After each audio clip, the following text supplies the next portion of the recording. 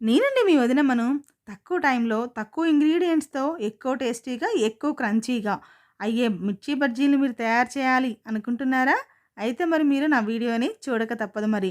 అంత టేస్టీగా ఉండే బజ్జీలను ఎలా తయారు చేయాలో చూసేద్దాం. దానికోసం బజ్జీ మిరపకాయలు తీసుకుంటున్నానండి. ఇవి కాస్త లావుగా ఉంటాయి, కారం తక్కువగా ఉంటాయి. ఇలా మధ్యలో ఘాటుని పెట్టుకొని చ చాకుతో ఇట్లా గాడించేసుకొని ఉప్పుని స్టఫ్ చేసుకోవాలి. ఒక చిటికెడంత ఉప్పుని స్టఫ్ చేసుకుంటే సరిపోతుంది.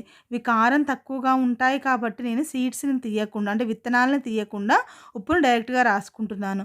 ఒకవేళ మీ మిరపకాయలు గనుక ఎక్కువ కారం ఉంటే ఖచ్చితంగా విత్తనాలు మొత్తాన్ని రిమూవ్ చేసి ఒక చిటికెడంత ఉప్పుని రాసుకొని మిరపకాయలు ఇలా రెడీ చేసుకొని పక్కన పెట్టుకోవాలి.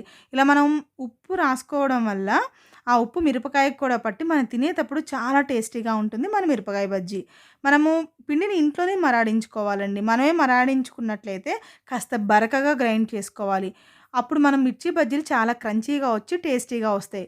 2 కప్పులు శనగపిండికి 2 టేబుల్ స్పూన్ల వరిపిండిని, 1 టేబుల్ స్పూన్ సాల్ట్‌ని, 1 టేబుల్ స్పూన్ వాము, ఒక చిటికెడంత పసుపు, పావు టేబుల్ స్పూన్ వంట సోడాని వేసి మొత్తం ఇంగ్రీడియెంట్స్‌ని బాగా కలిసేలాగా కలుపుకొని కొద్ది కొద్దిగా వాటర్‌ని యాడ్ చేసుకుంటూ మరీ పలచగా కాకుండా, మరీ థిక్‌గా కాకుండా సెమీ బ్యాటర్ కన్సిస్టెన్సీ వచ్చే విధంగా మనం పిండిని కలుపుకోవాలి.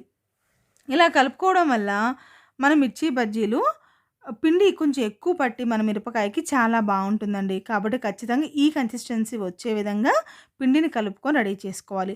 మనం బజ్జీలు వేసేటప్పుడు ఒక టెక్నిక్‌ని పాటించాలండి ఖచ్చితంగా. మనం చేసిన గాడి ఉంటుంది కదా! ఆ ఘాటు మధ్య మన 2 వేళ్ళని ఉంచి పిండిలో డిప్ చేసి మిరపకాయని వేయాలి. చూడండి ఇట్లా మధ్యలో మన వేళ్ళని ఉంచి మిరపకాయకి పిండిని డిప్ చేసి ఆయిల్‌లో వేయడం వల్ల మిరపకాయ లోపలికి ఆయిల్ వెళ్ళి మన మిరపకాయ మొత్తం క్రంచీగా అవుతుంది. ఉప్పు రాస్తాం కాబట్టి ఆ ఉప్పు కూడా మిరపకాయకి పట్టి మనం తినేటప్పుడు చప్పదనం లేకుండా చాలా టేస్టీగా ఉంటుంది. ఇక్కడ ఇంకొక విషయం, మనం మిరపకాయ ఆయిల్‌లో వెయ్యంగాల్నే ఆయిల్‌ని పీల్చుకుంటుంది. మళ్ళీ అది క్రంచీగా అయ్యేటప్పుడు ఆయిల్ మొత్తాన్ని రిలీజ్ చేసేస్తుంది. కాబట్టి మన మిరపకాయ బజ్జీ అసలు ఆయిల్‌నే పీల్చదండి. కాబట్టి మీరు ఈ టెక్నిక్‌ని ఉపయోగించి మిరపకాయ బజ్జీలు వేయడానికి ట్రై చేయండి. చాలా టేస్టీగా, చాలా క్రంచీగా వస్తాయి. ఇలా అటు ఇటు తిప్పుకుంటూ మంచి కలర్ వచ్చేలాగా బజ్జీలు మొత్తాన్ని కాల్చుకోవాలి. ఇలా అటు ఇటు తిప్పుతూనే కాల్చాలి. అప్పుడే మనకి మిరపకాయ ఫ్రై అవుతుంది. ఇటు సైడ్ పిండి కూడా మంచిగా ఫ్రై అవుతుందండి. కాబట్టి ఇలా అటు ఇటు తిప్పుకుంటూ మిర్చీలని ఫ్రై చేసుకోండి. కానీ తీసేటప్పుడు కూడా ఒక టెక్నిక్‌ని పాటించాలండోయ్! మిరపకాయలు రివర్స్‌లో పెట్టి తీస్తే ఆయిల్ మొత్తం కిందకి వెళ్ళిపోతుంది. ఒక 2 నిమిషాలు టిష్యూ పేపర్ మీద ఉంచి సర్వ్ చేసుకుంటే ఎంతో కలర్‌ఫుల్‌గా, ఎంతో టేస్టీగా, ఎంతో క్రంచీగా సింపుల్ టెక్నిక్స్‌తో అయిపోయి బజ్జీలు రెడీ అయిపోయినాయి. ఇవి ఎంత టేస్టీగా ఉంటాయోనండి.